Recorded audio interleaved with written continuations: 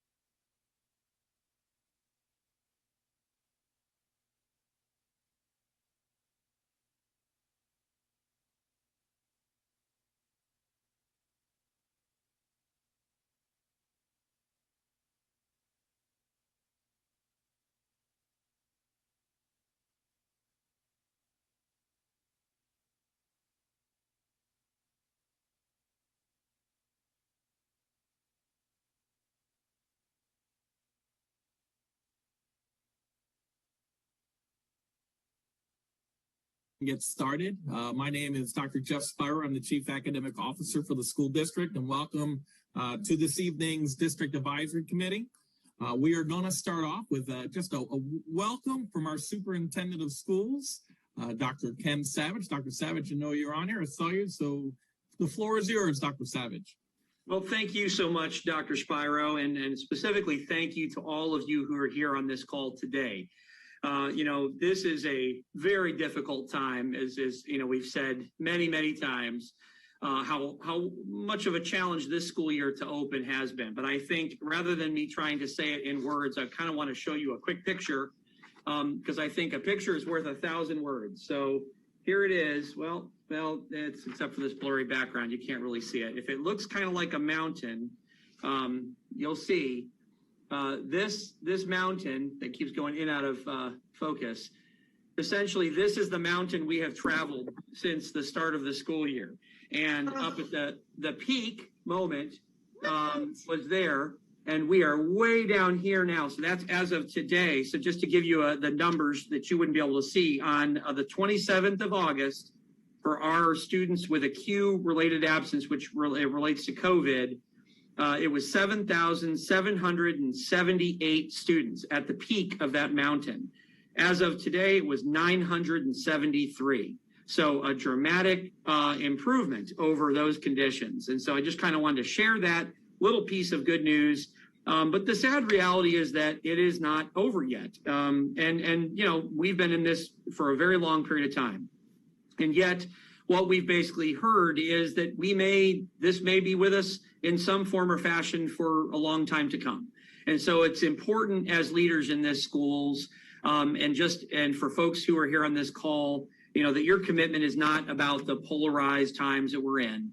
It's a step above that, to step beyond the challenge of all of that and focus on how we as a school system can be the best possible system to support our community through this effort. How can we help our kids? How can we help our schools? Which means in some cases we have to be more creative.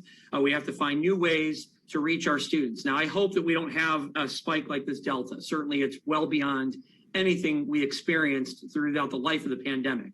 And hopefully it will not happen again.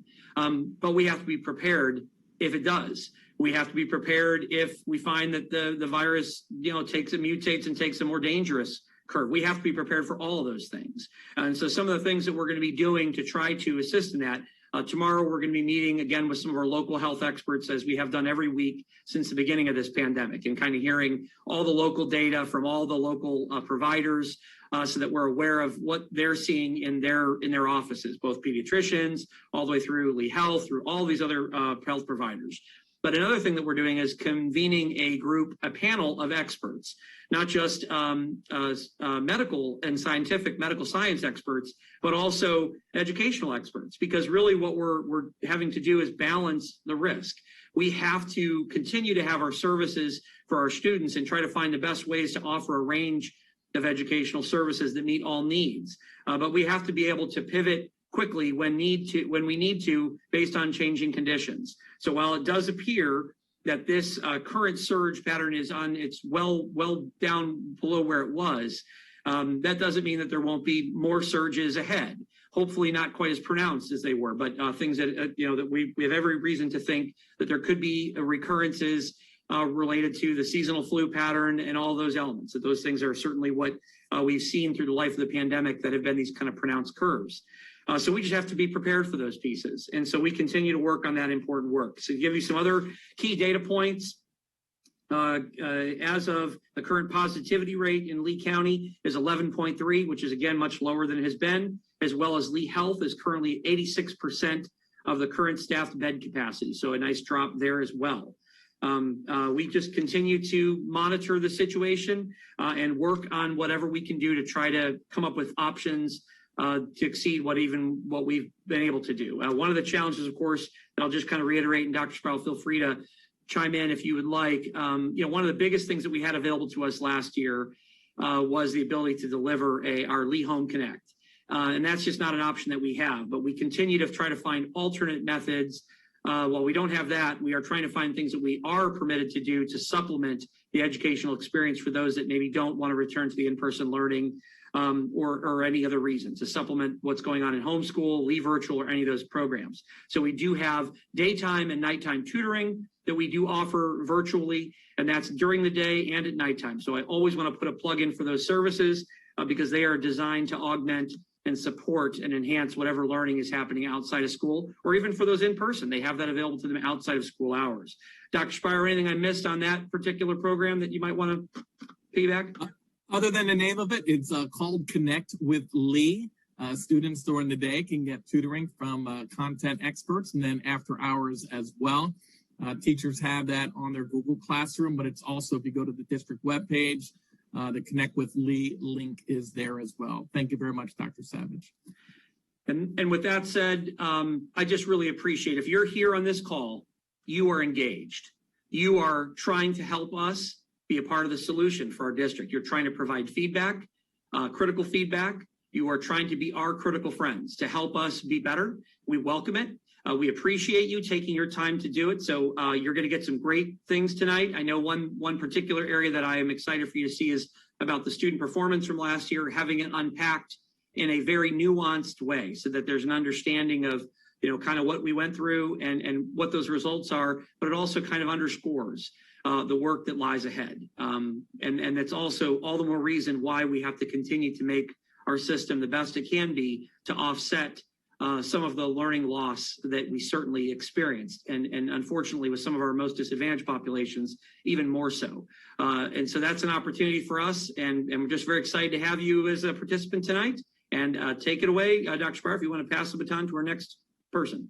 I got it from here, Dr. Savage, and thank you very much for taking time to welcome our parents and our teachers that are on this call. So at this time, I'm going to turn it over to our chair from last year, Scott Hertz, and Scott is going to take us through the agenda. And then for those of you that are using the chat box, I'm sorry, but we're not allowed to use the chat box this year. And we're going to talk a little bit about our attorney when it comes to public records is going to talk about that. So Doctor, I almost made you a doctor, Scott. Scott Hertz, the floor is yours. Well, good evening, everybody.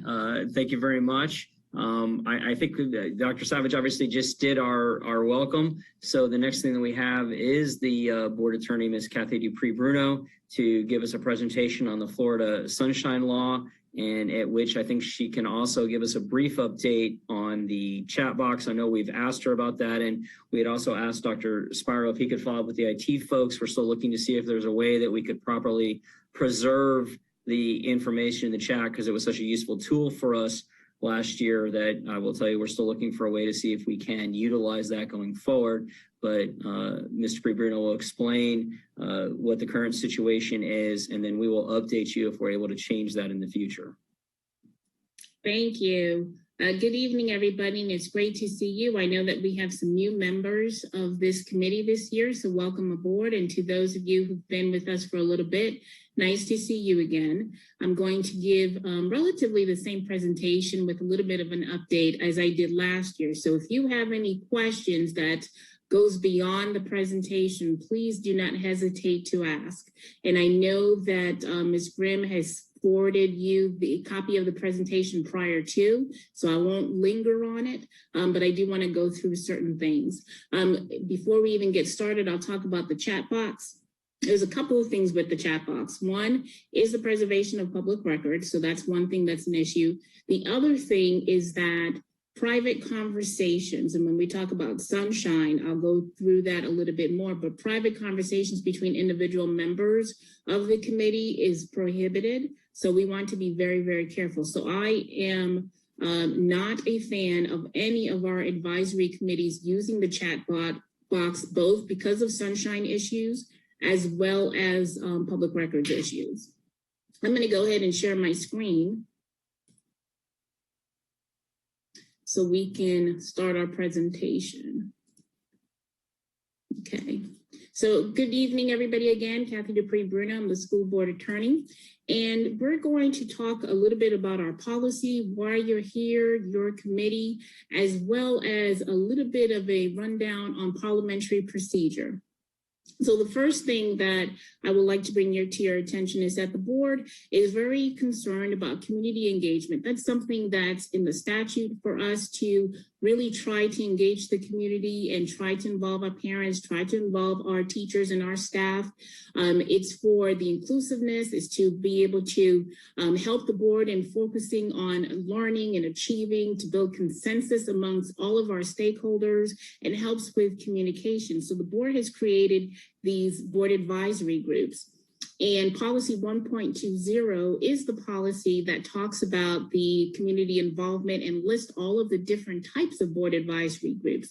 And the main thing that the board is looking for is your input, your advice, your support on different topics that the board feels is necessary to discuss, as well as things that you may come up with to recommend to the board and to the superintendent.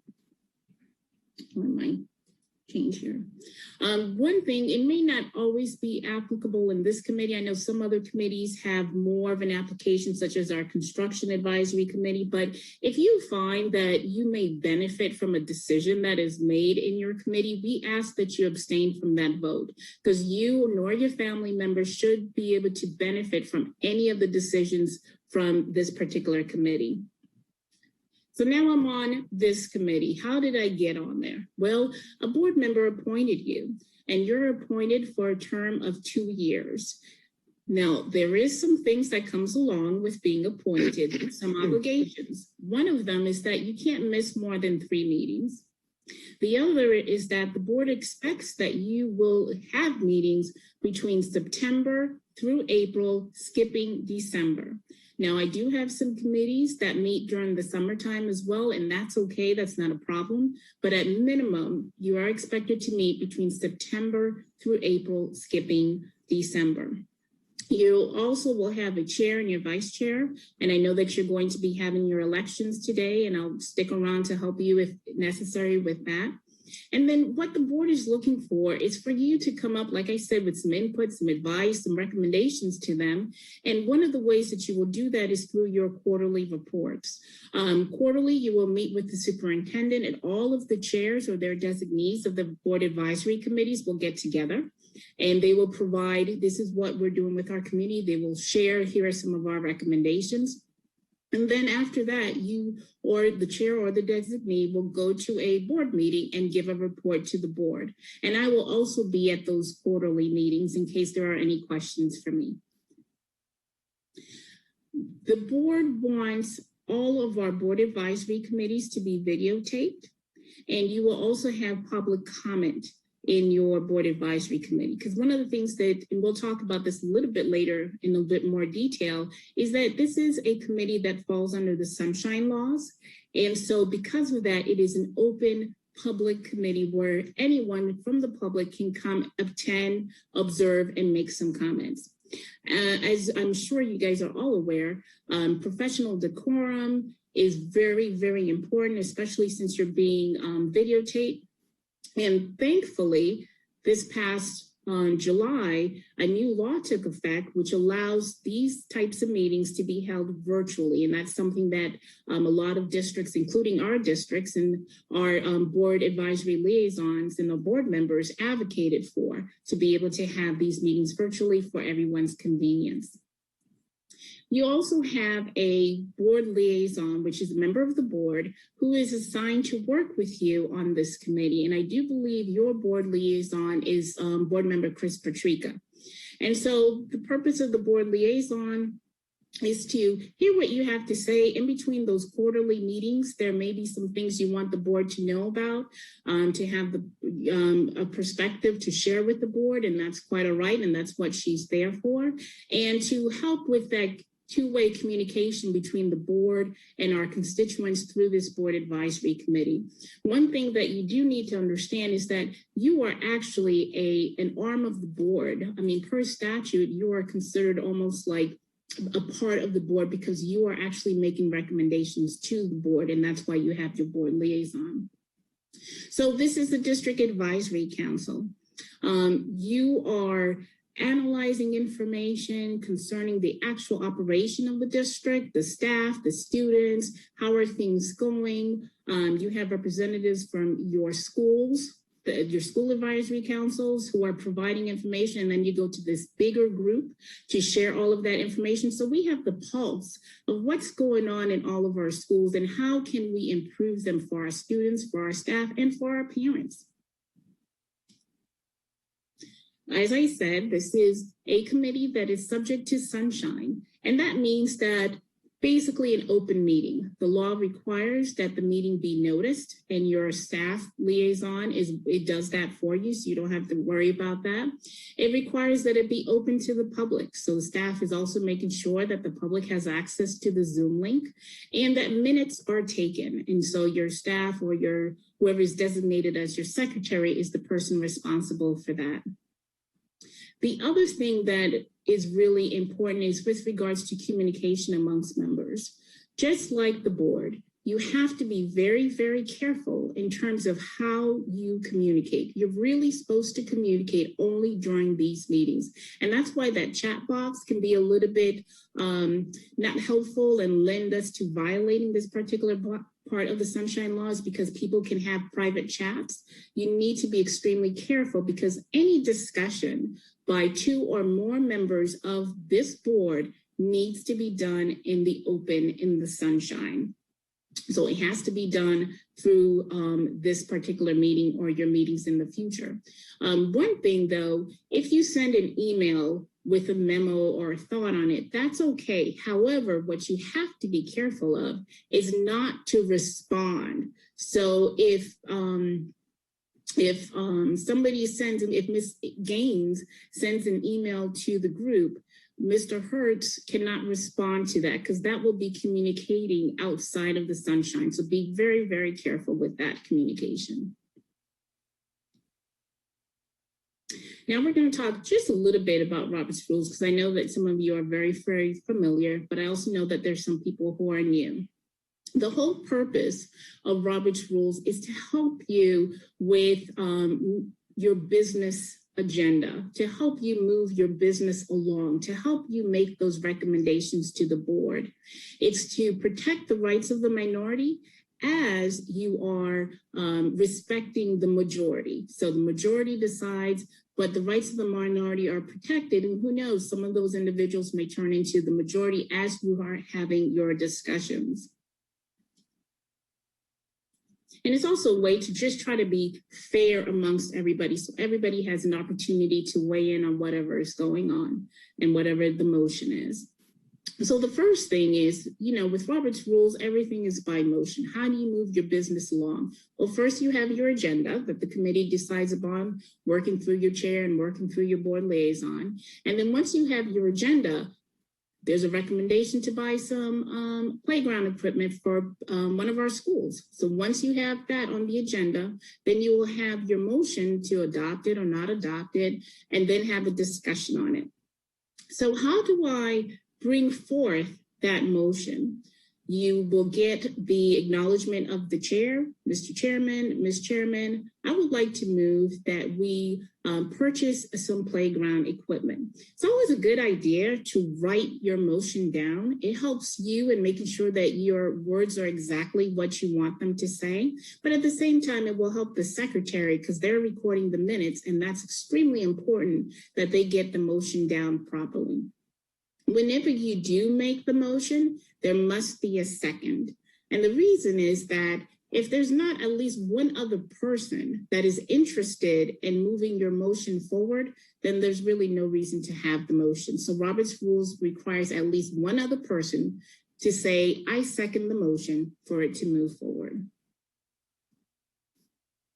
Now, once that motion is on the table or on the floor, as we call it, that's the time for you to discuss it. And that's when your chair becomes invaluable because it's their job to help guide and move the business along through the discussion and eventual vote.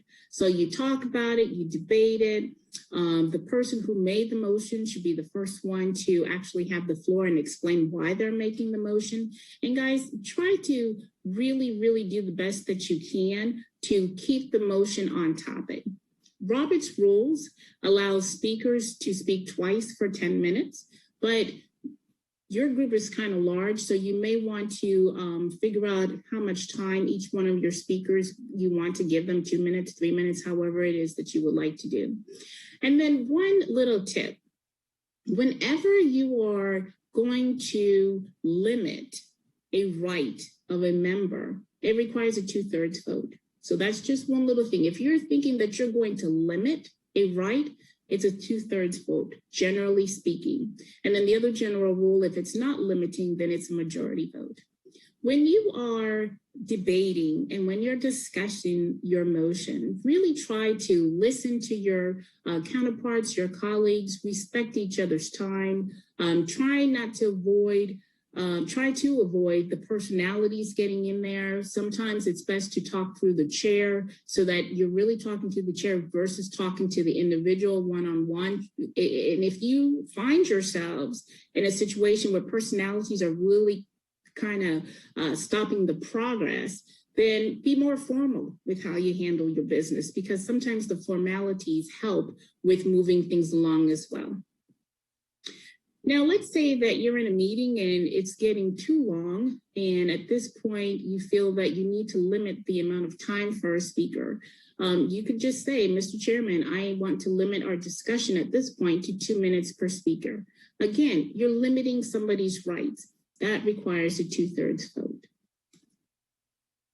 Now, let's say that the discussion has gone on for much too long. You've been talking now for over 2 hours and you're not making any progress and you really think it's time for the vote. You could say, Mr. Chairman, I move for the previous question. Now, these are formal Robert's Rules, previous question, but a lot of times nowadays people will say, Mr. Chairman, I call for the vote. And that is ending the debate, requires a 2/3 vote. So at this point in the formal Robert's Rules, The chair would say, are you ready for the question? And people would say question. Remember that question means motion. But, the chair could say, okay, at this point, we're going to move forward with our vote. Is everybody ready to go ahead and vote at this point? And the motion is to buy the playground equipment. It was moved by Ms. Grant, and it was seconded by, who did I say? Ms. Patrica. Even though she's a board member, she won't be voting or participating that way. But and then you move forward. The chair will say that so that everybody has the opportunity to understand what they're voting on. Everybody has the opportunity to hear what the motion is one more time before the vote. And it also ensures that you have at least two people who are willing to move forward with that motion. Once the vote is taken, at this point, the chair has to announce what the results of the motion is. The motion carries or the motion fails. So I've given a lot of thought about your committee because of its size. A lot of our advisory committees are much, much smaller than this committee. So tonight, when you're going to be voting on your chair and your vice chair, there's going to be a spreadsheet that will have names on it, and then it will be recorded. And it will be on the screen so everybody can see that. This is for tonight. Normally, I think for your committee, one way that may be the easiest is just to do not a roll call vote, but a voice vote where you can say, one, are there any objections? I probably would always start with the objections first for a committee this size that's doing it via Zoom. Are there any objections? And then people can all say, objection.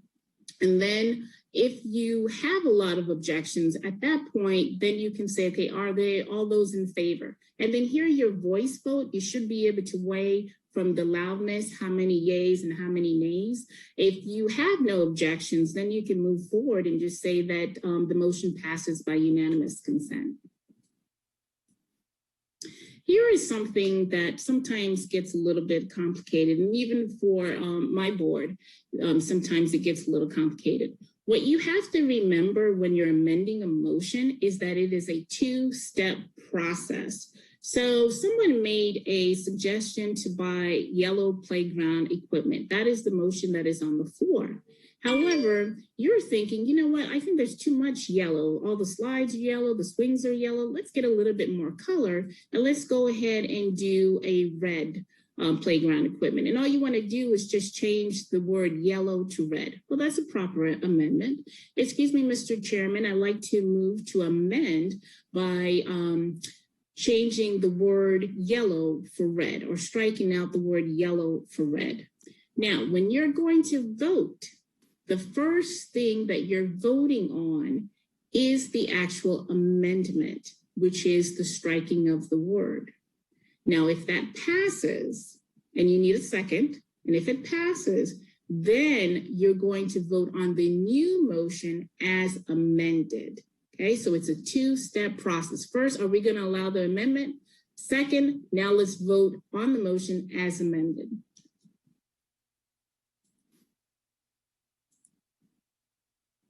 And you can only have two amendments per motion, okay? Let's say that you have decided that, we're talking about these playground equipments. I just don't think that's what we need here. I think we need to get some books for each library. Mr. Chairman, I want to substitute the motion for the playground equipment with purchasing books for the library. At this point, you're not just changing a word or two, you're actually substituting one motion for another.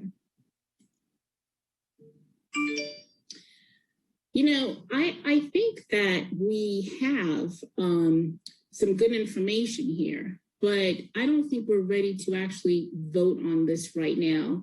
I think we need to postpone for a second. Can we please move or postpone this question until our next meeting? Because I think we need to get more information, or we just need more time.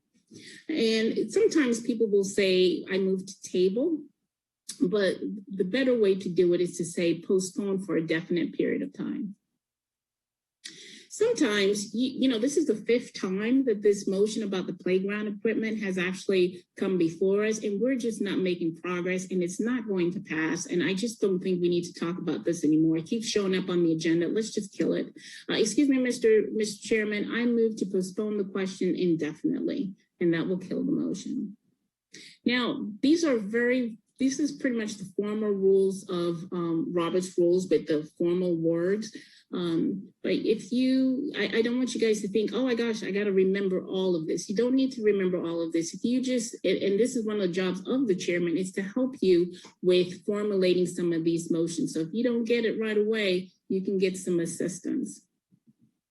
Let's say that the motion is after discussion about the playground equipment, and you're hearing what people who are in opposition to it are saying, and then you as the maker of the motion tend to agree, your colleagues have convinced you that this is probably not a good motion, then you can just say, Mr. Chairman, I'd like to withdraw my motion. The formal way is I ask permission to withdraw my motion, but you could just say, I'd like to withdraw my motion after considering what my colleagues have said. Now, you're in the meeting, and for some reason, you guys are just way off of the agenda. You're supposed to be on item number 3, and then somebody jumped down to item number 7, and somebody's even talking about item number 6. We are way off base. Excuse me, Mr. Chairman, I call for the orders of the day. Let's get back on track. Let's get back to our agenda.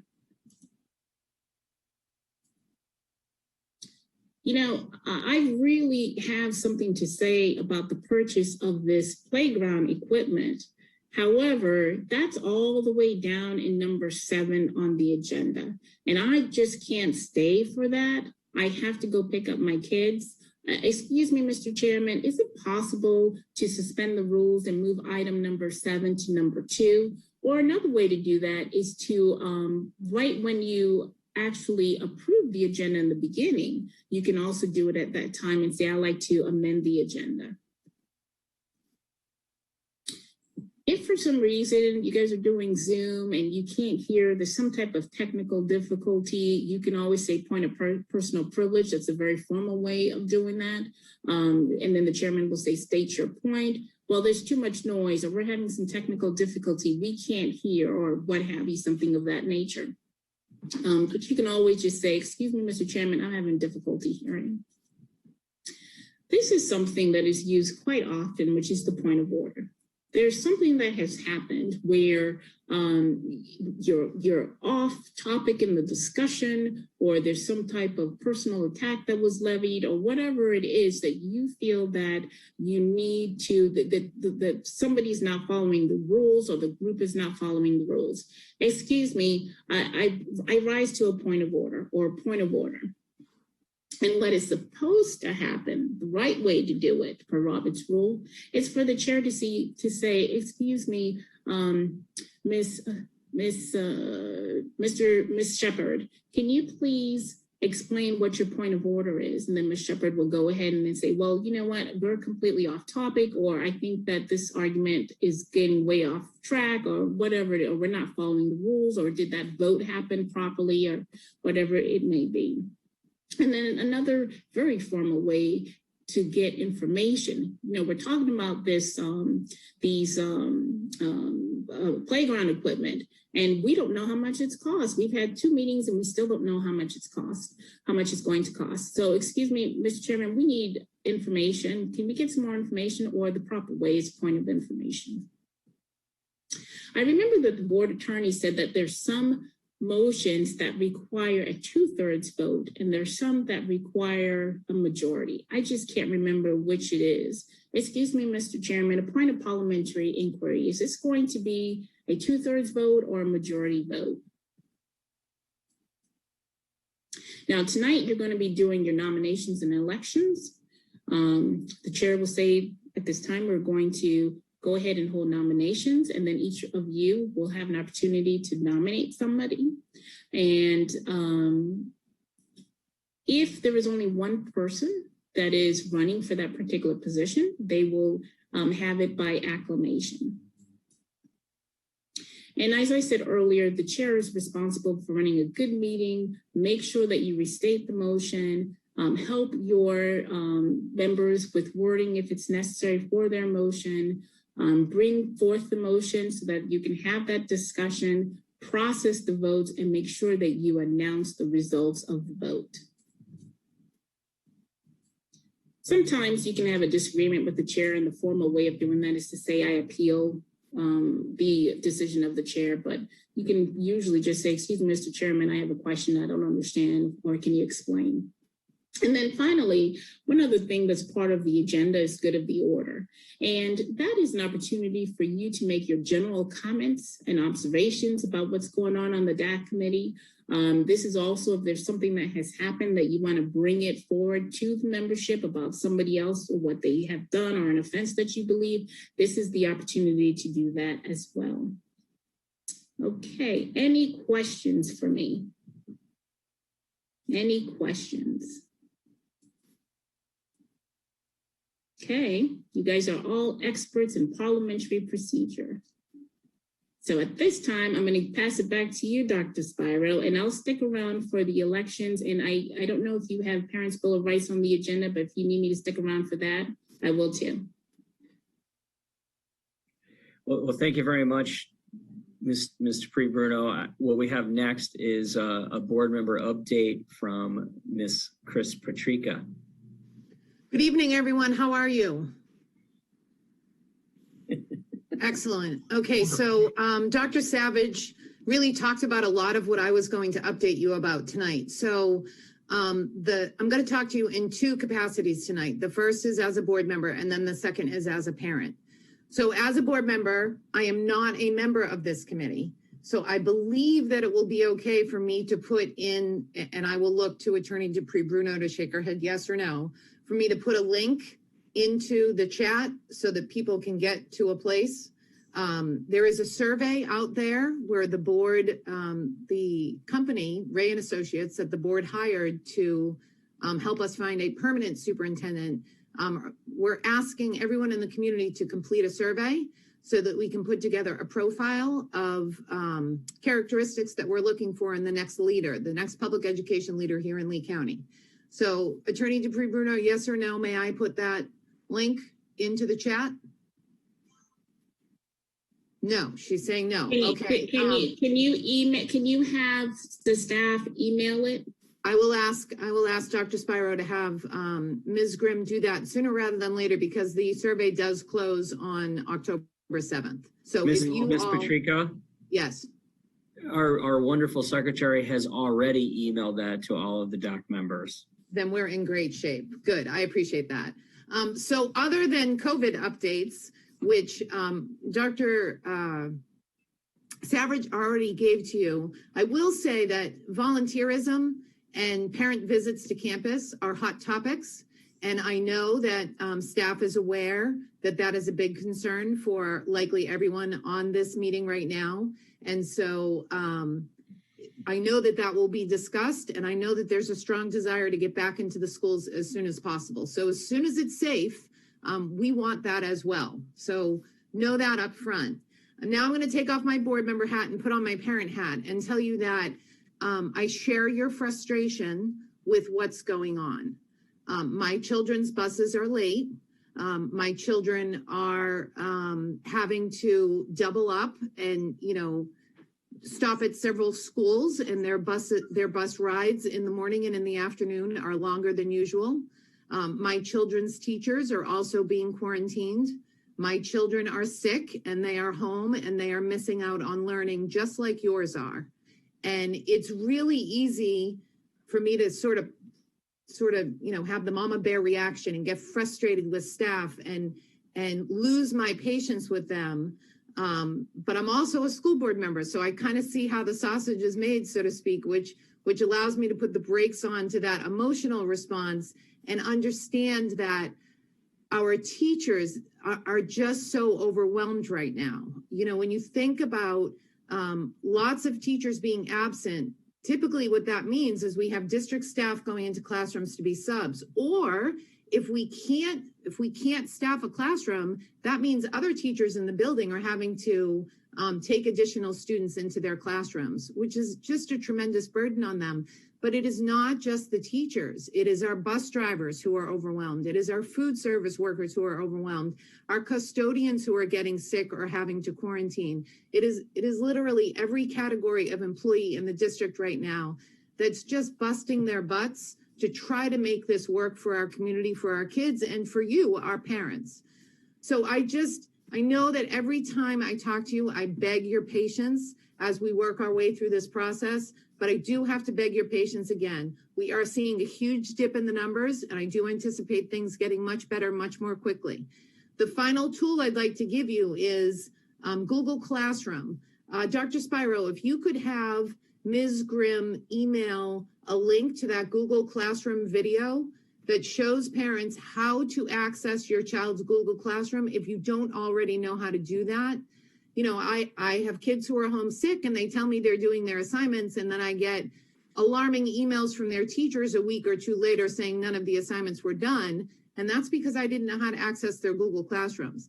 Now I know how to access their Google Classrooms, and I'm having conversations with them about those assignments when they're home. And if they're having any struggles at all, they are using that Lee Home Connect both during the day and the afternoon. I'm sorry, Connect with Lee, not Lee Home Connect, Connect with Lee, sorry. They're using it, it's like a tutoring service online, because I can't teach high school math. I just can't do it. And they can't always learn it on their own through the Google Classroom. So they can get into Connect with Lee and ask those specific questions with certified teachers. We have certified teachers in that Connect with Lee. So Dr. Hertz, that is an appropriate title for you, you know, with your Juris Doctorate.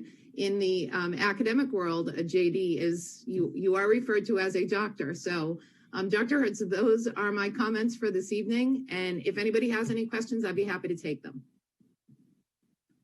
Do we have any questions for Board Member Patrica? If you do, you may unmute yourself at this time and ask a question.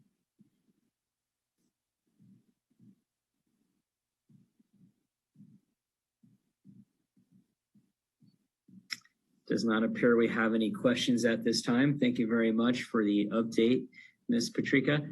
And we will now move to the approval of our minutes from the last meeting, which was held on August 25th of 2021. Hopefully, I know there's a few people that are sharing some information that they didn't receive any emails. We'll be sure to provide the email of Miss Erica Grimm that you could email her. Also, if you haven't received emails, please contact either the principal or assistant principal, whoever is in charge of your SAC group at your school, and make sure that they have provided your email address to Erica Grimm and Dr. Spiro, and they'll make sure that you're properly added to the list so that they can have an accurate record of who the representatives are. With all respect to Ms. Bruno, I did want to clarify one thing. Our committee is a little different than the other advisory committees. I think Ms. Bruno was speaking about what generally occurs. Our committee is a little different in that each of our DAC representatives are elected by the, as I understand it, by the SACs at their school. We are not appointed directly by board members. So each SAC has elected you, and there should be a staff member at your school. Normally it's either the principal or an assistant principal is the liaison to the SAC for your school. And your SAC committee normally elects a chair and a vice chair, and then also elects the representative to the DAC committee. That's us. SAC is the school advisory committee. We're the district advisory committee, and your school should have forwarded your email address. If for some reason you are not receiving, however, if you did not receive an email with a copy of the agenda and the presentations for tonight, the person who handles that for us, I will say it verbally, is Miss Erica Grimm. And her email address is, I'm pulling it up. It's Erica, GRERICAGR at leeschools.net. Erica GR. Dr. Hertz, there you go. Thank you. Thank you very much. To be clear, my doctorate isn't law. I am an attorney. I am not a medical doctor or a doctor of education. So there's no confusion, since they seem to they're having fun tonight calling me Dr. Hertz. We can just go back to Scott. That's fine. So that moves me to, hopefully, as I said, most of you should have received the minutes And I would entertain at this time a motion Make a motion to approve the minutes. Okay, and who was that? Carrie Rathbun. Thank you very much. And can I get a second? I'll second the motion. Ken Wilbert. Okay, Ken, thank you for the second. And do we have anyone opposed to the approval of the minutes? Do we have any requests for, first let me ask, do we have any requests for corrections to the minutes? Seeing none, is anyone opposed to the approval of the minutes? Seeing none, the minutes for August 25th of 2021 are unanimously approved. We will now move on to our next topic, which is if we have any public comment from any non-DAC members on our agenda items this evening. Tonight, our agenda items are nominations for chair and vice chair, and we will, during our breakout sessions, we'll give a presentation now, and during our breakout sections, we'll also elect chairs for our breakout sections to represent each of the different levels. We have 3 breakout sections for our committee, the elementary, middle school, and high school. We will also do in each of those breakout sections their elections, and then we'll have an update tonight on student performance. So if any members of the public that are not a DAC member would like to speak on this, we will afford you a 3-minute time limit at this time for those comments on our agenda items. Does anyone from the public wish to speak?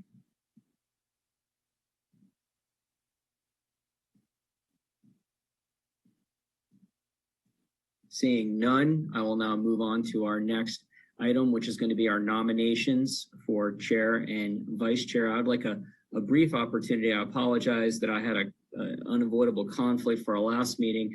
If Ms. Grimm could share the presentation, I just want to talk to the first slide or two, and then Dr. Spiro will take over to do the elections. I know Mr. Bruno talked about the chair doing it. Historically, it has been the practice of DAC to have a staff member do it so that there doesn't appear to be any improprieties or bias by a current chair if they might be nominated for re-election, so it doesn't appear that they're unduly biasing or swaying anyone. But I would like the opportunity to talk just a little bit about DAC to everybody, and at least what my view of it has been, and the changes we've kind of made over the years, because there has been a lot of changes to this committee. Ms. Grimm, can you share that for us?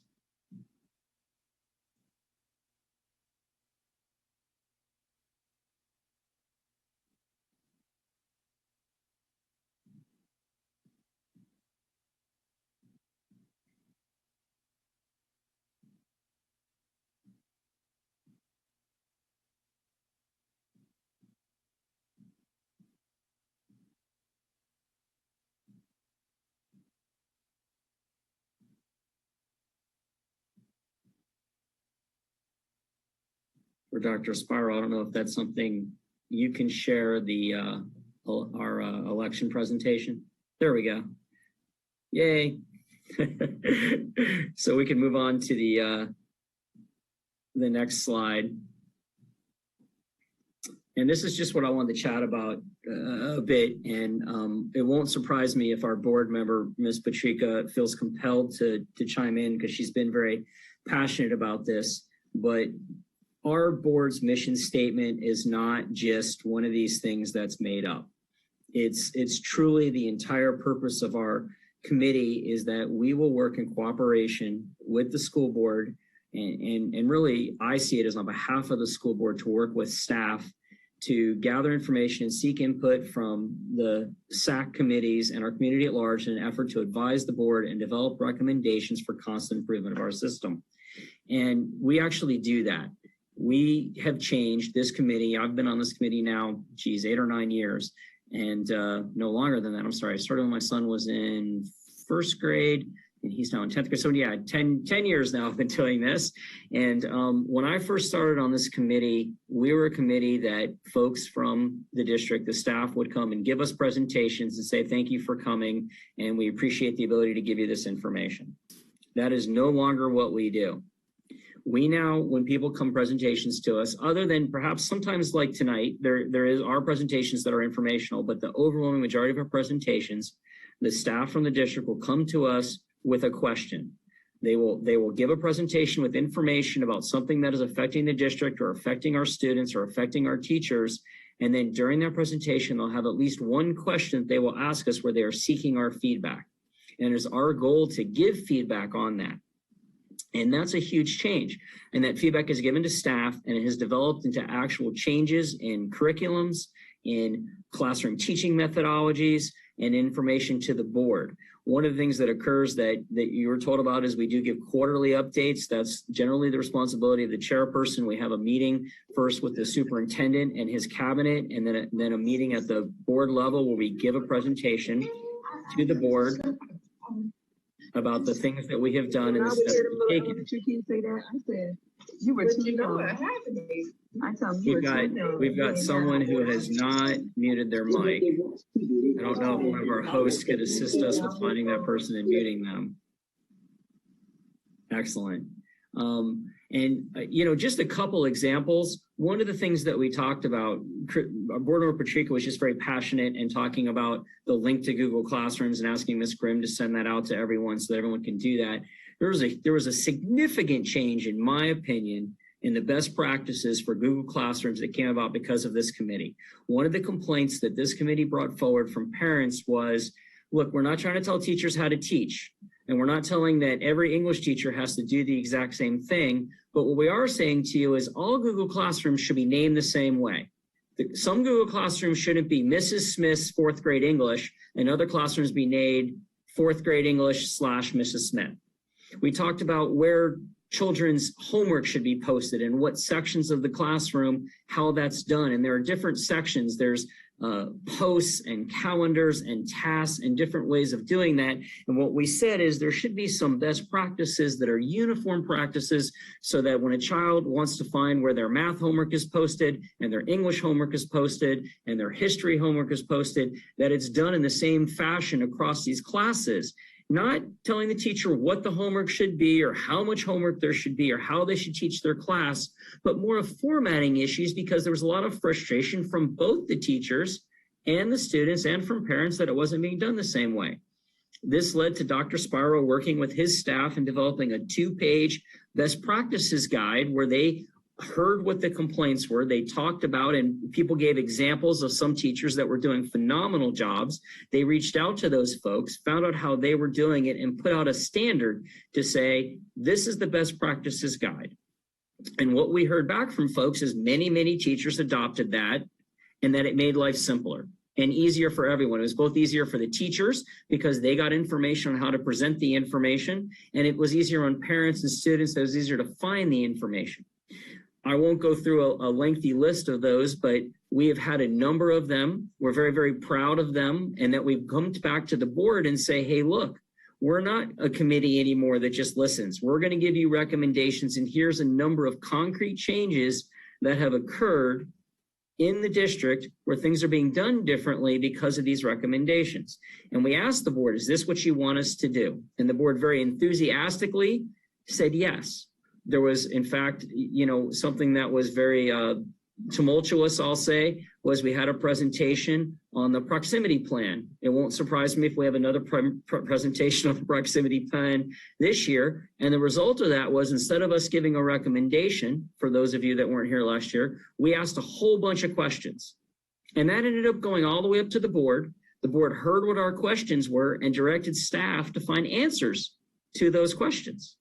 And that, I'm sure is something that they will come back with this year and talk about what the answers to those questions are and talk about the proximity plan again and talk about getting recommendations from us. So those are those types of things. And that's why you see the diagram on the board as how we collect the information from each of the SACs, that we have our breakout sections by split into elementary, middle, and high school, because over the years, it's really been seen. Sometimes all of the groups have the same concern, but sometimes our different grade levels or school levels have very different concerns. So we provide that forum where those members can discuss that and come up with what they believe are the important aspects from their breakout sessions and from their school levels. And if we could go to the next slide.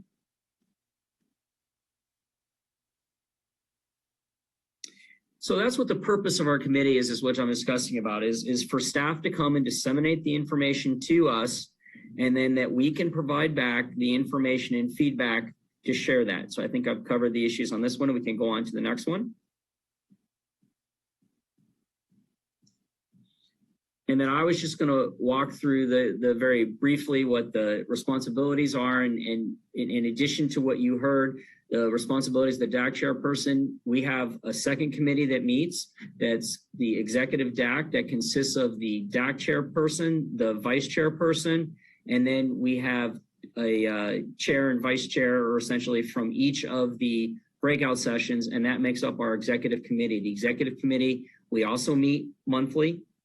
Our meetings are shorter. Normally they're no more than an hour. Sometimes we're done in a half an hour. So understand that that's a commitment if you run for chair, which we encourage people to do, the different breakout sessions, and want to be more active involved. We work with staff to develop the agendas and approve those agendas that are then brought forward. We request topics, and we work with staff to ensure that the information being presented is timely and appropriate and meets the question that was being asked by our members.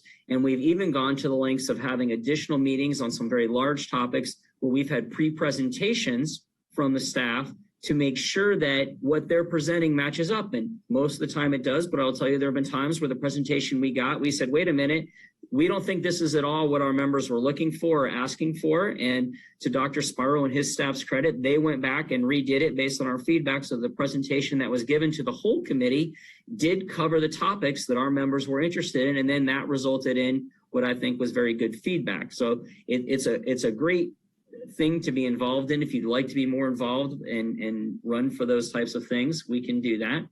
And then if we move on to the next slide, the vice chairperson, as Mr. Wolbert did in the last meeting where I was unable to make it, the vice chairperson would be responsible to run the DAC meeting in the absence of the chairperson, as well as the same for the executive meeting. And then in general, they assist. Back when we were meeting in person, oftentimes the vice chairperson would also assist with microphones. Again, we're very large groups, so both the chairperson and the assistant chairperson sometimes would go around, or sorry, vice chairperson would go around with the microphones and try to enable people to speak and try to arrange that.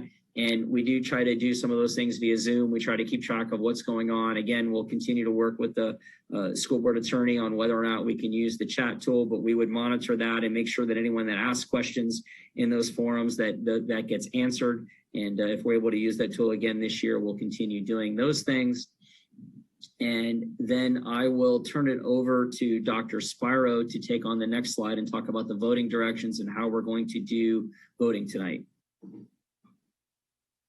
Thank you very much, Mr. Hertz. And so on the screen here, you will see the voting directions. And so in a moment, I'm going to ask for nominations for the DAC chairperson. The DAC chairperson is the DAC representative for a school. Unfortunately, the alternate DAC representative may not be the DAC chair, and you need to be a representative of the school. If you're a member of the community and that's not an official DAC member, you are also cannot be selected as the chair. So Attorney DePray Bruno has allowed us in the chat box to put a link. So if you'd like to end the screen share here, Erica, so I can see everybody. And in a moment, I'm going to ask for nominations. And once we get all of our nominations, each one of you will enter your name and your school name and the person you're selecting for the chair in a Google link in a moment. So first, we would like to go ahead and take nominations, open the floor for anybody who would like to be considered to be our DAC chairperson. And please unmute your mic if you're going to nominate yourself and or if you're going to nominate someone else. I'd like to nominate Mr. Scott Hertz, or Okay, Dr. Scott Hertz.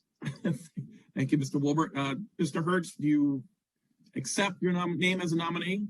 I will. Okay. I second. Chelsea Robinson seconds. Thank you, Chelsea. Any other nominations? The floor is open for additional nominations.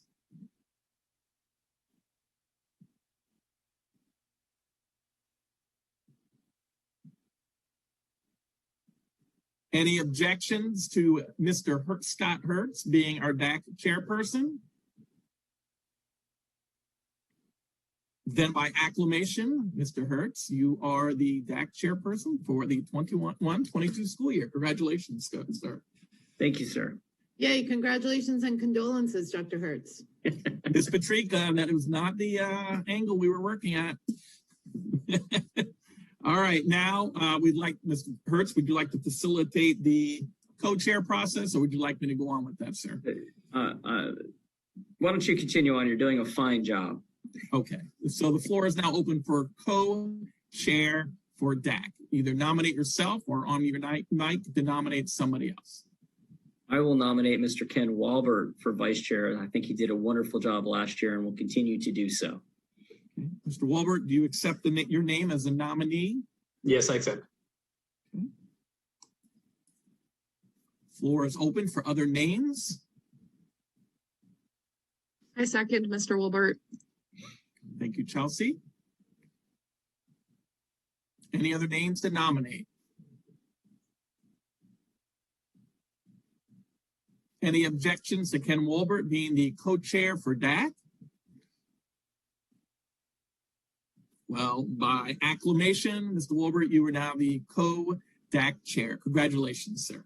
Congratulations, Ken. Good job. Thank you. Thank you. Thank you very much. And I will now turn the meeting over to Scott Hertz, and we'll continue on with this evening's agenda. Yes, sir. And I believe our next item on our agenda is our student performance update from Dr. Matt Kay and the executive directors of the various elementary, middle school, and high school. And I'm sure he will introduce them as well as part of the presentation. Good evening. Can you hear me all right? Okay, great. All right, thank you. I'll follow suit, Dr. Hertz. Thank you very much for giving me the floor. So good evening, everyone. My name is Matthew Kay. I am the Director of Accountability, Assessment, and Research for the School District of Lee County. This is my first time with DAC, so thank you for having me tonight. I'm also joined by not only Dr. Spire, but also our executive directors are on here as well. I'll just introduce them quickly so we can be on time, but Shanna Fletcher and Dr. Marsha Burr for elementary, Linda Mayer for middle school, and Clayton Simmons for high school. So I'm going to go ahead and share my screen and begin with our presentation. I want to kind of take a look through two different things there. There we go. And let me just move this around.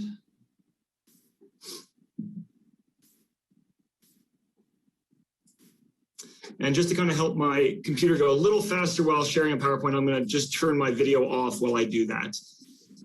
So we presented this to the board last week, and the goal of this was to kind of give a overview of our spring assessment series. So what we're looking at here would be an analysis of the results of how spring FSA and EOCs went back in May, right? So at the end of last school year.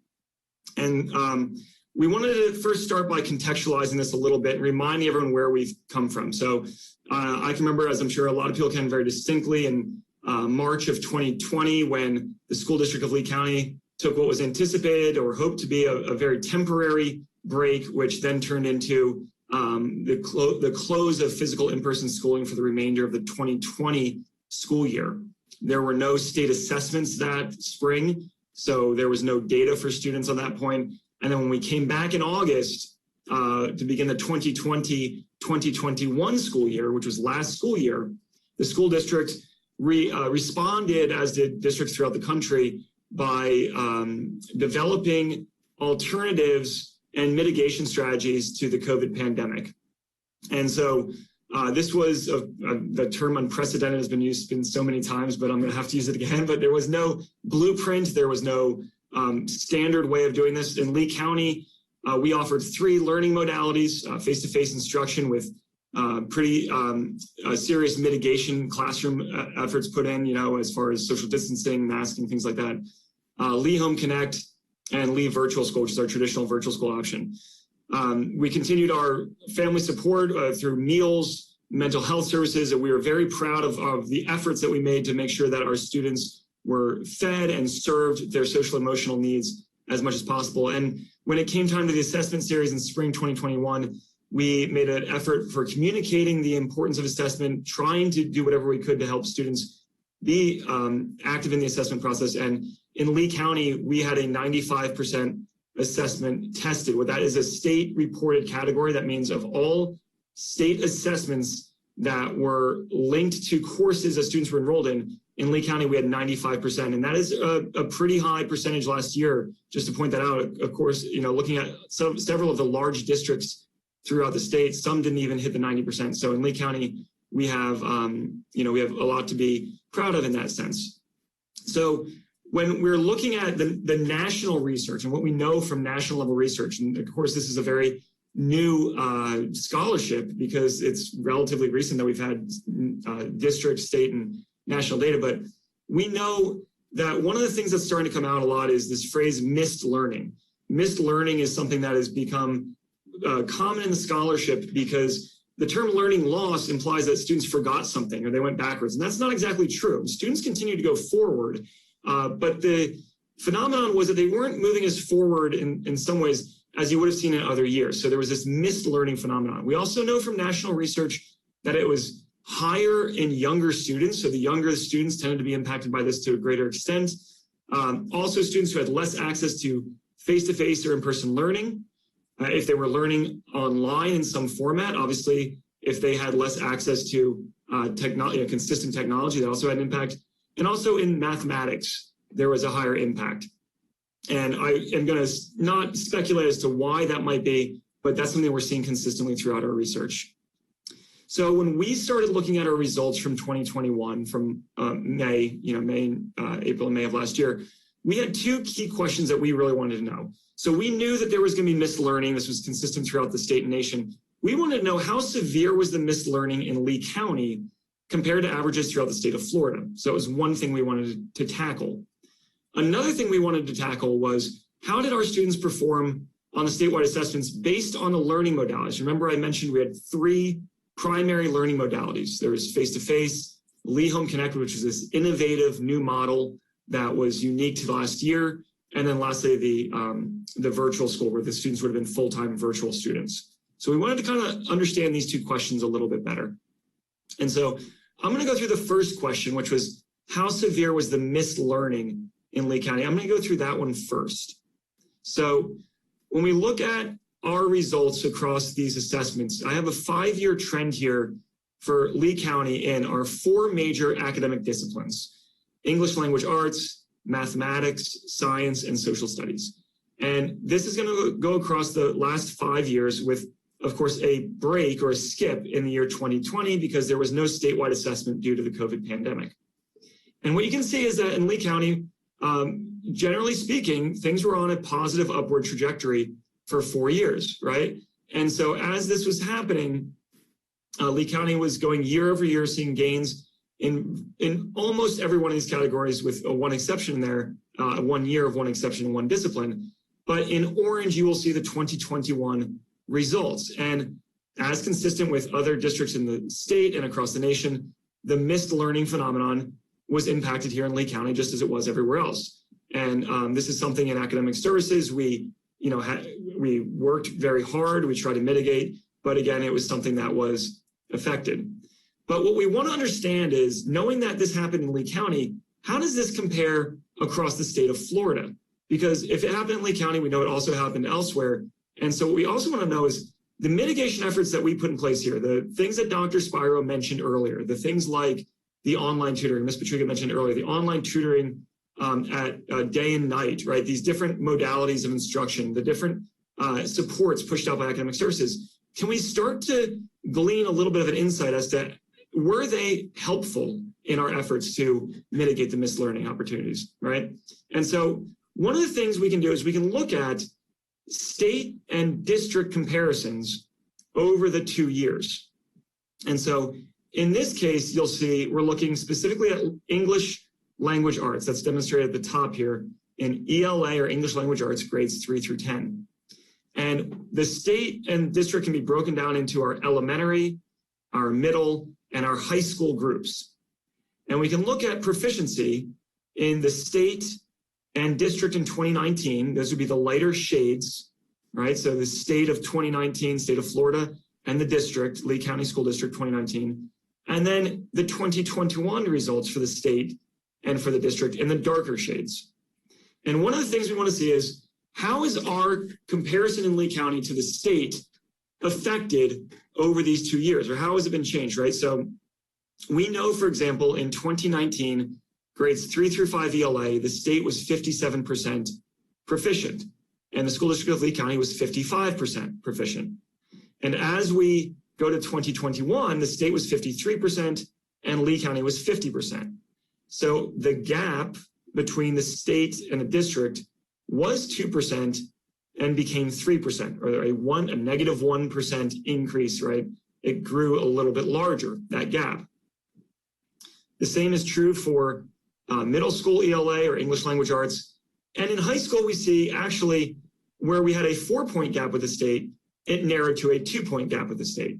So there would be an example of a positive 2-point change for Lee County in which the gap between the state and Lee County narrowed. What you'll see is across the board, mislearning happened, right? There's no instance in which the state showed improvement from the prior year, again, because this was a phenomenon, the COVID-19 pandemic, that affected everybody. And so, but it affects people a little bit differently. So this is our ELA across our 3 primary grade levels.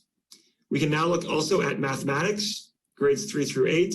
So we'll look at elementary mathematics. A 2-point gap to the state was narrowed to 0, I guess you would say, was flattened to 0. And so we'd see a 2-point gain for Lee County compared to the state. In grades 6 through 8 math proficiency, we actually had a 2-point positive gap, and now we are matching state proficiency. Okay, so these are kind of the ways in which we're looking at comparisons. And I'm going to go through a couple more and then show you how we can visualize this to think about a whole picture analysis, right? So these are our algebra and geometries. You'll see green indicates a positive change in our gap to the state. So we have in algebra, we have a positive momentum as well as in geometry. Did you see they sing the national anthem? Would you like to do that? We have well, it was a tape. I mean, they don't have different anybody voices do out it. there, but I think you should volunteer to do it for the next game. Why not? Ms. Martinez, it's like giving back to your community by doing that. Ms. Martinez, could you mute yourself, play like please? a tape of like Backstreet Boys doing it. You know, as a former social studies coordinator, I was very excited to hear the enthusiasm for the national anthem. But moving forward, you know, in geometry, we can see a substantial improvement with our comparison state. We actually compared evenly to the state, which is prior year. Oh, a big one or a little one? I'm sorry, Mr. Gay. Ms. Grimm, could you mute Ms. Martinez first, please? Oh, yeah, sometimes in our driveway, there are some big ones in there. I'll keep moving forward with the visuals. And so in science, we see positive comparisons on the piano in all 3 of our levels. Yeah, I'm still listening to this. Grade 5, grade 8, and biology. No, because I get credit for the school. The school gets credit for that. I'm there. Come on. Credit. I got it. There we go. Thank you. All right. So across our sciences, we see a positive comparison to the state, right? +2 in elementary, +2 in grade 8, and a +5 in biology. And then lastly, in social studies, we gained 4 points in ground with the state in civics and 3 points in U.S. history. So one of the things I want to kind of look at in a visualization here is we can plot this on a scatter plot visually. And so this gives us a quadrant analysis. So these quadrants, you know, a component for the district. So if I go back to say, you know, here, U.S. history, high school U.S. history, we have a +3 with the state and we're 4 behind. So we can plot these out. And what these do is that we can have descriptions as to these quadrants. What do these quadrants demonstrate for us, right? So if you were in quadrant 1 for a reporting category, say, you know, a subgroup or a elementary math or whatever, if you were in quadrant 1, you'd have higher proficiency than the state and you would have shown less decline, right? So not only were you already higher than the state, but you would have declined less. We have certain grade levels in here. Some of our elementary maths are in here, for example, but we group them together for elementary 3 through 5. If you're in quadrant 2, you have lower proficiency in the state, but you declined less, or you had less of a missed learning phenomenon. Quadrant 3 would mean that you had lower proficiency than the state and a greater decline, and quadrant 4, higher proficiency, but you had a greater decline, more missed learning. And I want to caution before we look at individual things here, but I want to say year over year in academic reporting, individual results are subject to a lot of variables. Individual cohorts of students have unique characteristics, right? They come in with different background levels. you have progression changes, you have different compositions. So one of the things that's helpful is to look at it at a macro level when you're trying to do a holistic analysis. And we see that in Lee County, 9 of the 12 components live up here in this quadrant 2, meaning lower proficiency but less decline. And so when we think about what happened with mislearning across Lee County and across Florida, one of the things we can start to see is that whatever that phenomenon was throughout Lee County and throughout Florida, we tended to see a mitigation of it here in Lee County in many of our academic categories, many of our components, right? So in biology or in US history or in science of grade 8 or ELA, these did not drop as much as you saw across the state. Because remember, everything dropped across the state, across the district, but it didn't drop to the extent we saw throughout the state of Florida. And that's a really encouraging sign given the context of last year and the fact that, we put in these mitigation efforts, and hopefully that would be encouraging. When we look at these other ones, we can break them down by individual grade levels, right? We can look at grades 3, 4, or 5, and we can start to dive deeper internally and start to say, like, all right, what's going on there? Are there individual cohort issues that maybe say, like, this cohort was different than the last grade 3 cohort, or is this something we want to look at in another way? But from the macro level, we can see that type of phenomenon. So it brings us to, and this is I think this was shared with you, so you can always kind of look back as a reference point here to just kind of explain what this one data point would look like. But it takes us to some key findings for that first question. Remember, the first question was, how severe was the mislearning in Lee County compared to the state of Florida? And mislearning happened everywhere. It happened in all content areas. It happened throughout the state of Florida. But we can say with some confidence that it was mitigated to some extent in Lee County compared to average results throughout the state. And while we had mislearning, we had it to a less degree than the state in many of these academic categories. So that gives us in academic services things to look back on, to think about, what may have been some of these mitigation efforts, what did we see, and we can dive deeper into that. But from an aerial perspective, this is one way in which we can look at how learning happened in Lee County compared to state averages, right? The second thing I wanted to look at, and I'll try to do that as well in a way that respects our time so we can move forward, is the comparison of learning modality. And when we talked about the learning modality, remember there were 3 primary learning modalities. There was face-to-face instruction. Face-to-face instruction last year was different than years past, right? We had these different health and safety protocols that were in place. You had things like masks, you had things like the dividers, all the desks, you had social distancing, et cetera. But you had face-to-face learning. You also had Lee Home Connect, where students would interact with live synchronous instruction while at home.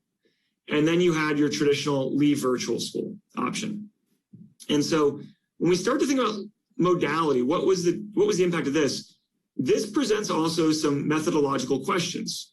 How do we want to look at this? Because students were fluid in modality. A student may have started in one modality, switched to another. How would we label them, right? And also, just looking at performance by modality can be very misleading. There's all of these lurking variables that we wouldn't have accounted for. For example, the composition of these groups. So if you took 100 face-to-face kids and 100 Lee Home Connect kids, they might not be the same composition, right? The one group might have a very different academic background than another. So you can't just look at their overall outcome because you're not taking that into account. So when we built this, we tried to look at 2 things. When we looked at their prior proficiency level of students, and they had to be in that model all year long. And I'll talk about why that's kind of important, but also why that leaves us some limitations as well, right? So I'll give you an example of how we looked at this. This is our English language arts for the elementary level. And English language arts would be grades 3 through 5. This would really only be, though, what we're looking at is our 5th graders. Because one of the things we wanted to do was we wanted to control for the variable of composition by academic ability level. So if you had 100 kids in Lee Home Connect and they happen to be 75 of them were proficient the year before, but if you had 100 kids in face-to-face and only 20 of them were proficient the year before, you can't really compare those groups. So we have to disaggregate them by these groupings, right? So here we're looking at 3 sets of bar graphs. The first bar graph that I'm hovering over here is any kid in elementary English language arts results who was a prior year, meaning in third grade, a level 1 reader? What percentage of those students became proficient in grade 5, right? And as you would expect, it was a low number because, again, these students were level 1 readers 2 years ago. So you're not going to have a particularly high proficiency rate there. This is level 2, prior year level 2. So in third grade, these kids were level 2. And in 5th grade, what percentage of those students were proficient? So the first 2 sets are your weaker academically. They've demonstrated additional need for support. And then this last group is your prior year level 3 through 5.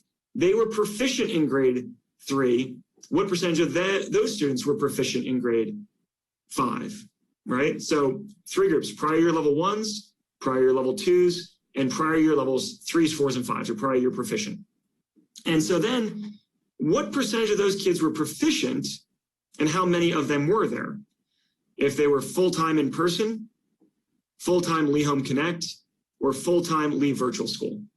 So a couple things to control for here, right? Lee Virtual School, you don't have a tremendous amount, a large number of elementary school students who were prior year level 1 or 2 who are in full-time Lee Virtual. It's not normally the kind of forum that parents would select for students who have historically had academic history of need. So your sample size here of 12 kids and 68 kids is not very large. We wouldn't really consider that an appropriate sample for analysis. But in our other ones, we're starting to see some decent sample sizes. And you can see here, I'll go to the first page to kind of look at this data, that for particularly students who demonstrated a past deficiency in reading, in-person learning had an impact, right? So 9% pass rate for prior year level 1s if they're in person versus a 3% if they're Lee Home Connect. So it's a 3 times the amount, okay? And you see the same thing with level 2, but by the time you get to proficiency, that starts to fade. And that's consistent with that national research that we've seen, that the greatest impact of missed learning, and particularly losing face-to-face instruction, was felt at the younger ages, and particularly in mathematics. And I'll show you that next. In our mathematics, you can see the disparity here, particularly at level 2s, and even in our proficient kids, face-to-face instruction seemed to be better off. Now, one last caveat to this data is that these students had to be in this all year long. So the students who were in Lee Home Connect all year long were the students who, throughout the year, they were in that. They were not brought back to face-to-face. We encouraged heavily students who were struggling in Lee Home Connect. We encouraged heavily those to return. So these are the students that throughout the year, they retained their status in Lee Home Connect. So that's, again, another lurking variable that's hard to account for. How comfortable were they in Lee Home Connect? How successful were they? Their parents may have seen signs that this was a working model for them. And yet still in mathematics at the younger grade levels, we see a substantial disparity in face-to-face versus Lee Home Connect. Again, Lee Virtual, the numbers are very small at the elementary level. Again, in science, a similar phenomenon. In elementary science, you see face-to-face instruction. Generally, again, this is a very small sample size over here, the 42, so it's kind of hard to say that that's significant. But again, a good indication that face-to-face instruction at the younger age levels made a substantial impact. When we get to the middle school level, things start to kind of flatten out or get a little bit different. And there's a couple possibilities as to why. But you'll see here that Lee Home Connect, not much of a difference. In fact, in some areas, they show a better range. These were students who were in Lee Home Connect all year long. Their families disproportionately may have felt that this was a model working well for them. They may have had some sort of reason why this was a good model. And we'd be very proud that Lee Home Connect worked well for some of these students. That's definitely something that we put a lot of effort into that, and we can be very proud of it. But again, back to mathematics, the disparity comes back into play. You're not going to see mathematics turn out in favor of non-face-to-face instruction. Science as well, similar phenomenon. Sample sizes are kind of small, it gets kind of balanced, but as the kids get older, those tend to fade as well. And then lastly, social studies for middle school. And then finally, high school, this is where we would see probably the least impact of the disparity between face-to-face and Lee Home Connect. These students are older, they're more digital savvy, the nature of their instruction is a little bit different, and also they've been, 8 years into schooling, 9 years into schooling. They've become kind of very much familiar with the patterns of instruction. So you see here with mathematics, though, still a pretty substantial impact for many of these students with face-to-face instruction. Excuse me. And in science and in social studies, again, it tends to kind of vary by students and sample size. So our key findings to question 2. Remember, question 2 was, how did students in Lee County perform on statewide assessments based on learning modalities? And we can say that this was most visible at the elementary level, that face-to-face instruction tended to be a benefit for students. Most visible in elementary, most visible in mathematics, and consistent with our national trends. We have some sample size issues and when we leave virtual again, because that's a very different model that can make it difficult for comparison. So I'm going to go ahead and stop there. And I think we're, Dr. Spiro, ready for our breakout rooms, but we have a question for that breakout room, is my understanding. So I'm going to go ahead and kind of skip ahead to share that one. And before, yes, we'll have you share that question, and then we'll turn it back to Mr. Hertz. We'll give some last directions before going to breakout rooms, and then we'll go from there. One second, there we go. All right, so I'll put the question up here. I was kind of anticipating I could put this in the chat, and then realized that might not be a prudent thing to do. So the question will be up here on the screen. I'll read it out loud, and then Dr. Hertz, however you want to disseminate that, we can work as well on that. But the question we have for you, so Dr. Hertz mentioned earlier on that one of the values of this is that we want to know more, right? So this is part of our qualitative research process. So we have the numbers, but we still want to add context to this. So we know last year was a very unusual year. Hopefully it's not one we'll have to ever see again like that, but things are still going on that make us curious about some of our efforts and as we try to continue some of these. So I think our question for you would be, how can we add context to this data based on the conditions our community experienced during the 2020-21 school year? So we have members of every school year. It's a tremendous opportunity for us to hear feedback from our school communities and representatives. And we gave the key findings here, the key findings being that Lee County tended to weather that storm compared to the state, but also that we see a disparity in learning modalities. So our question would be, as you consider what you know about what was happening in the community, how you can add to this, what context can you add, or what questions might you have that would probe us to go in a new direction? But also, what do you think when it comes to the state comparative data, what may have helped? You were experiencing it on the front lines too. What may have helped a little bit? What are some of the things that we tried that maybe you thought that this had a positive impact? Well, I can see this from being out in the field. What could be expanded? And then also when we talk about the modality data. So I know I'm throwing a lot at you there, but we really want to contextualize this in a way that the community can give us feedback on. So Dr. Hertz, I'm not sure about the process at this point, but if this question can be replicated to them, or if they have access to the question on the PowerPoint was shared.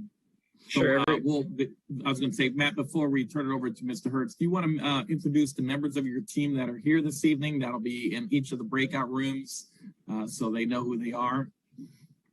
Sure, absolutely. And they are, so in our team, we have a couple of the members here tonight. We have one, Brian Curls, and Brian, and Aaron, when I introduce you, if you want to just kind of unmute your mic and say hi so people can be familiar with you. So Brian Curls, he is one of our coordinators of accountability, and Aaron Gronveld, who is one of our coordinators of assessment. So my two colleagues, Brian and Aaron, will help facilitate the breakout rooms tonight as well.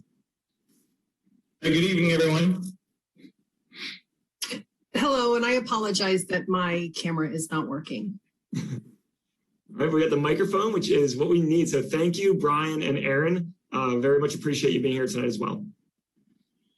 All right, what I suggest we do at this time is, given the short amount of time we have for the breakout sessions, a lot of times we do general questions that we think are applicable to everybody, but because we also need to do our breakout group elections tonight, I think what we should do is go ahead and move to each of the breakout groups, and hopefully you've shared with Dr. Spiro or Ms. Grimm which group each of your folks will be assigned to, and so if necessary they can repeat the question in there. We won't have the ability in the breakout groups to reshare that, but certainly I understand the question is, how can you add context to the data that you've shared based on the conditions we've experienced.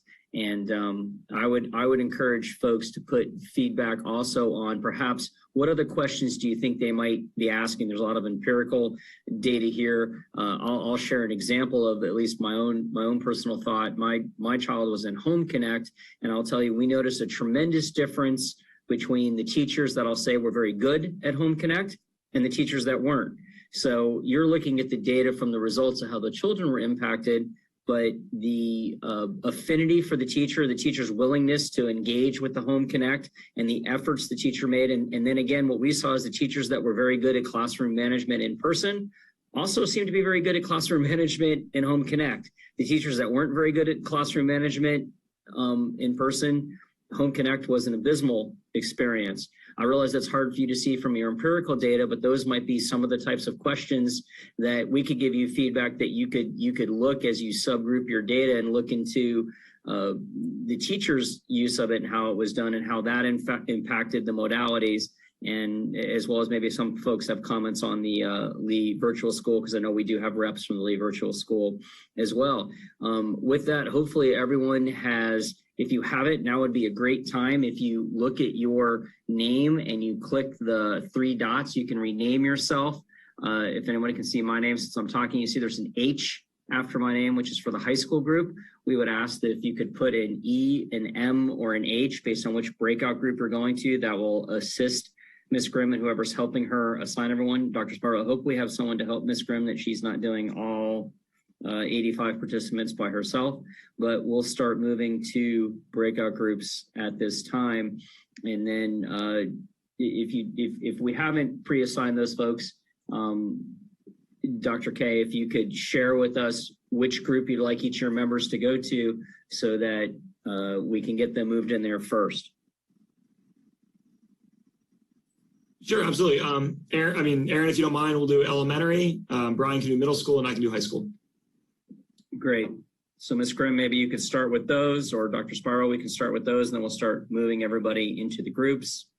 And Mr. Hertz, please don't forget that they need to elect their chairperson for each group when we get into those groups. Yep, and I am sure that Dr. Sparrow will have our executive directors in each of the groups. I know I'll be going to high school, so I can, and you're going to elementary, and I'm sure we'll have at least a former board member, in each one of those, and so each of us can remind everybody on working through that process as well. And I will tell you folks, just like our elections, where often these are done fairly unanimously. We don't usually have a lot of contention, so hopefully each of the groups will be able to sort that out. But if you need any assistance, there'll be staff members in each group with assisting you with the voting process if necessary. Yes, we do have every level executive directors there. That's going to help facilitate. They're aware to do a level chairperson as well as a note taker as well. So we are ready to go to the breakout rooms. See everybody soon.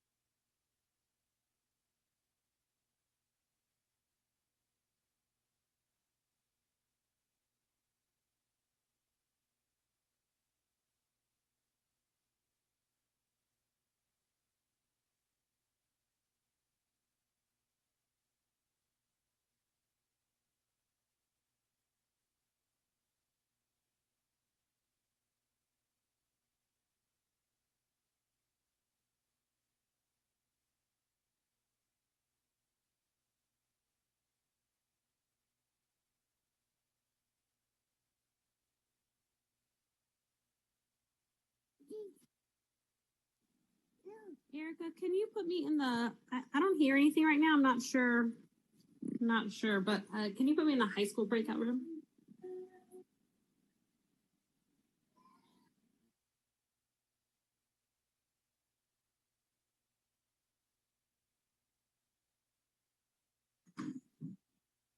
Yeah, I'm high school. So I was trying to put that E somewhere, but I didn't.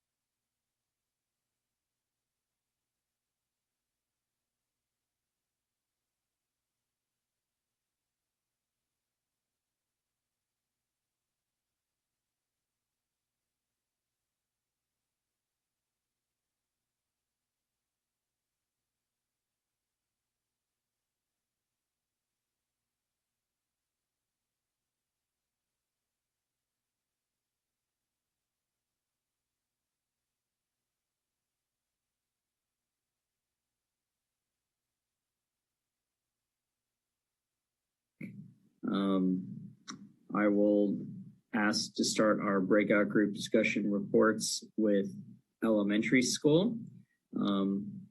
Can someone who is now our either the past chair, I will tell you that high school, we agreed, we had 2 new folks for their first time on DAC that stepped up to the plate to become our chair and vice chair. So our past chair, Miss Amy Jane McWilliams of high school, graciously agreed to help facilitate tonight to show them how it went and to do the report. So I tell you what, I'll start with her. I'll start with high school and let her do the report first. Then we'll do middle and elementary school and see how we go.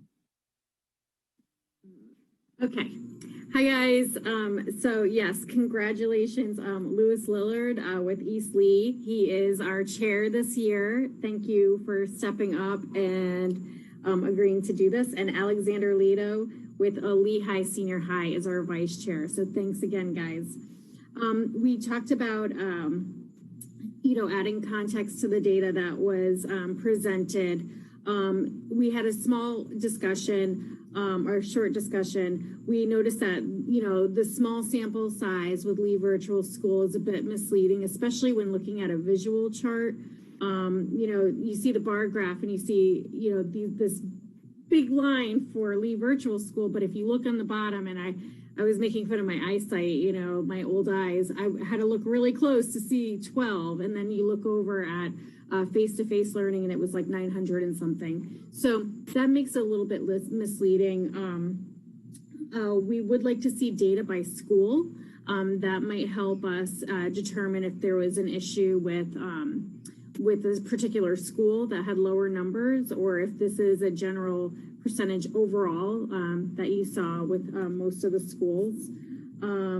We also looked at the parent engagement aspect. We were talking about how most likely for those learning at home through virtual school, especially for the younger kids, that there was probably a parent or caregiver around to provide support to these children in their learning, especially when we're talking about testing and getting kids to the FSAs.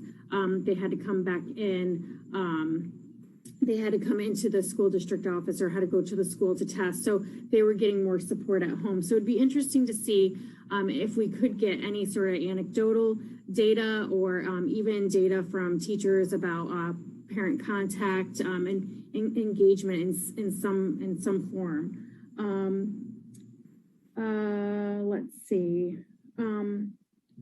Really, yeah, we're just looking at the overall percentage of kids tested. I mean, that was basically the feedback we had. Mr. Leto mentioned that teachers were told to, grade with grace. So there may have been some discrepancy in children's grades versus their test scores. So that was one factor as well. And that's it for high school. Great. And do we have someone to give our report for middle school tonight? I can give that report, Mr. Hertz. Awesome. So I was reelected as the middle school chairperson for this year again, and the executive vice chair is Anna Sampas. So thank you for stepping up and doing that, Anna. That will be super helpful.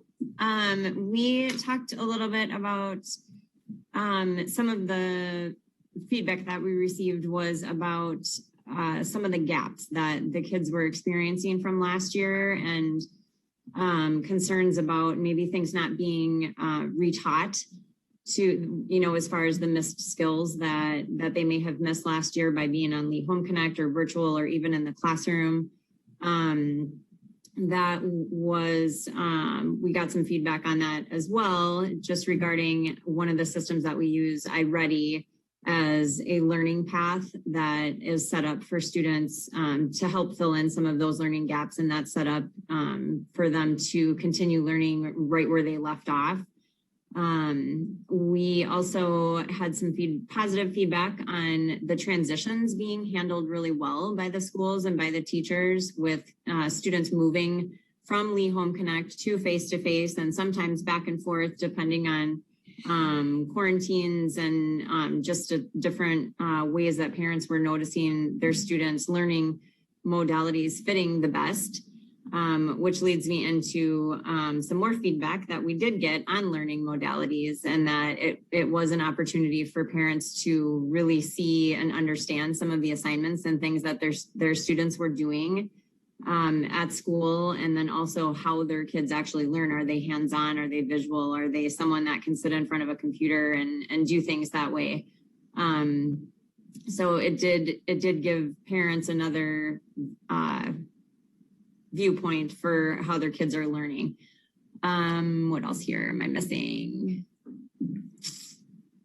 I think that was it for middle school. I did just want to add that within that, just adding some context to that, I came across myself an article that I read that had to do with hard skills versus soft skills, and those soft skills being things that we actually can't measure.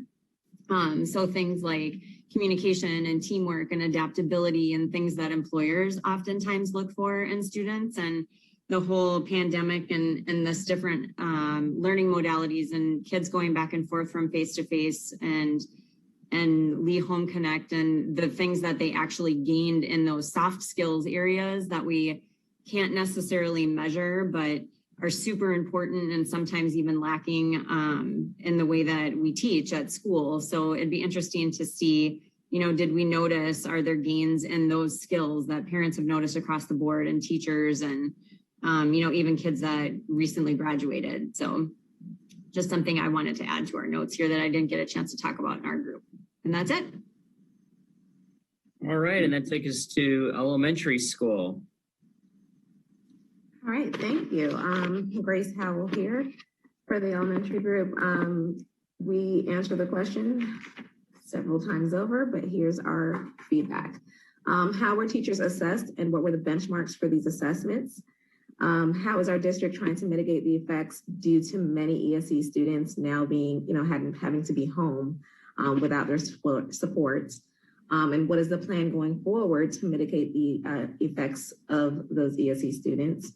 Were parents home during class time? The effects of that, parents not being present versus being present. Multiple siblings needing help because some parents have multiple students. If one needs assistance and they have class at the same time, how does that work? So that may be an effect on their assessments. What environment existed at home that affected the conditions and the outcomes of those assessments?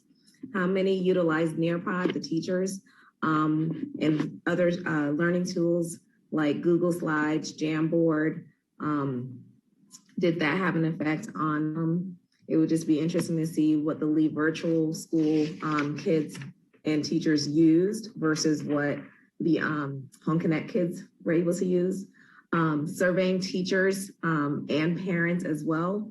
What did you do procedurally, or was it procedural or was it mathematical practices that was used by teachers when they were online?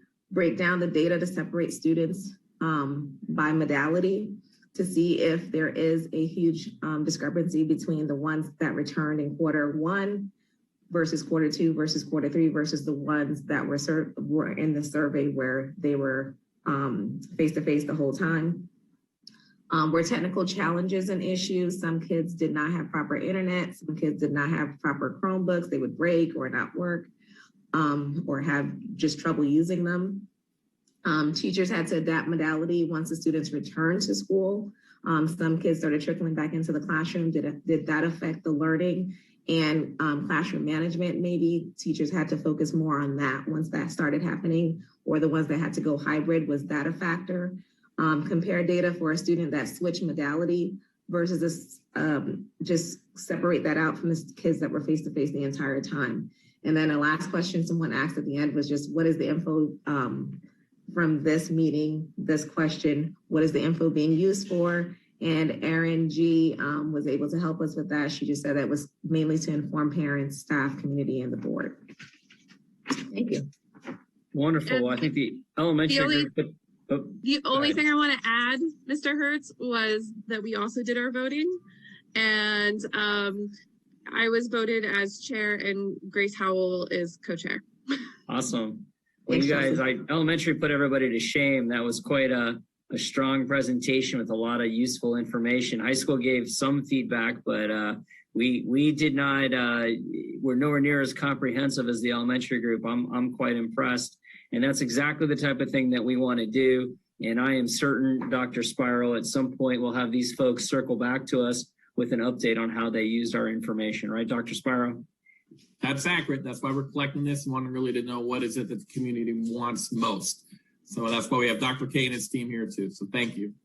Excellent. So that takes us to good of the order. Does anyone have any comments for the good of the order at this time? All right.